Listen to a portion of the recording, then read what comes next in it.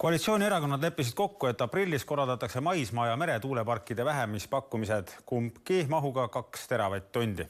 Edasi minnakse ka tuumaenergia seadustamisega ja aprillis otsustab valitsus toetuse suuremahulise salvesti loomiseks.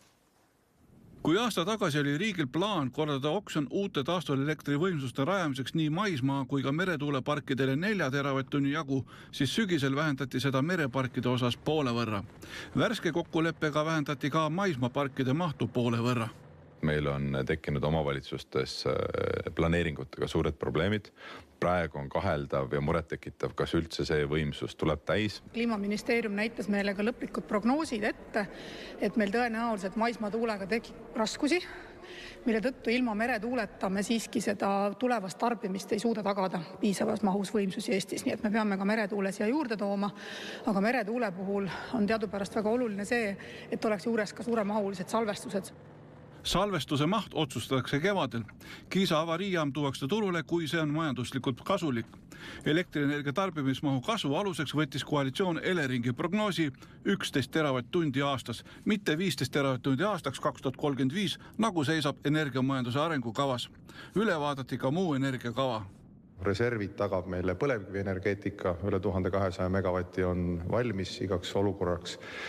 Tulevikus tuleb juurde juhitavaid jaamu, Elering seda hanget korraldab, ilmselt gaasi, vesinikujaamad, ehitame võrke ja nüüd siis leppisime kokku, mis on ka põhimõtteline muutus, et algatame siis tuumajaama asukoha valiku debatti. Nii et sellest komplektist kokku saabki tegelikult see, kuidas me oma energiajulgeolekut kõige optimaalsemad, kõige soodsama hinnaga tarbijale ja majandusele tagame. Elektri lõpphind jääks Kallase kinnitusel tulevikus 15–16 sendi juurde kilovatt-tunni eest. Tuul toob seda hinda, on juba toonud ja toob tõenäoliselt tulevikus keskmiselt alla. Nii et eks siis teeme täpsed arvutused üle, kui need vähempakkumise konkursid on läbi. Vaatamata kokkulepetele Läänemets tuumajaamale kohta ei näe. Tuumaenergia vajab rohkem taastuvenergia toetust kui tuuleenergia ja see võtab 20–30 aastat aega, aga vahepeal on kõik Eesti võimsused välja ehitatud ja tarbimismahtu enam pole. Kliimaminister Yoko Alender on meil nüüd külas. Tere õhtust. Tere õhtust. No täna hommikul andsid 3 siis valitsuserakonna juhti sotsiaalmeedias teada, milliseks kujuneb Eesti järgmiste kümnendite energiapoliitika ja kliimaministrit ei olnud isegi kaasatud. Kas see on normaalne? No see on väga hea, et valitsuses see otsustuskindlus... Et see on valitsuse otsus, mitte 3 erakonna juhi otsus. Erakondade juhid ka on valitsuse liikmed ja valitsuses need ettevalmistused on ju kestnud pikalt.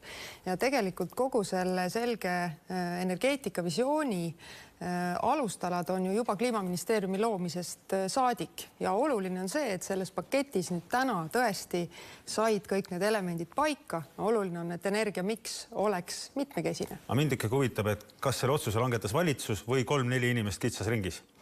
Koalitsiooni erakondade juhid täna võtsid kokku need erinevad teemad, mida me oleme valitsuskabinetis erinevate istungite ajal arutanud koalitsiooninõukogus, fraktsioonides ja loomulikult on siin suur ettevalmistus olnud Kliimaministeeriumi energeetikutel, turuosalistel.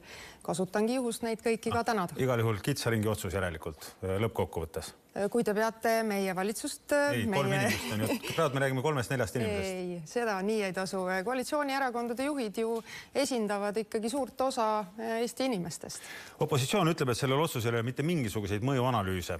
Ma usun, et Kliimaministeeriumis peaks ju mingid arvutusi olema tehtud. Ja loomulikult, et... Aga miks te neid ei ole avalikkusega jaganud? Kui me võtame, nendest on olnud palju juttu ja ka mitmetel pressibriifidel ka siin Rahvusringhäälingu vahendusel, et kui me võtame siin näiteks tuuleenergia toetusmeetmed, siis seal me näeme, et kui meil taastuvenergia tasu nüüd nende toetuste tõttu võib tõusta 1,5 senti, siis see kasu madalamast elektrihinnast saab olema sellest suurem 2,4 senti vähemasti. Et need on need põhilised alustalad, et on alati vaadatud, et kui on vaja mingeid võimsusi toetada, siis see tulu ühiskonnale peab olema suurem, kui on see toetuse maht. Samas võib ka välja kujuneda olukord, et maksame toetusi, ehk siis, et maksame, toodame ja kui tuult on, siis anname tasuta ära ka naabritele. Ehk et meie maksame ja anname tasuta ära.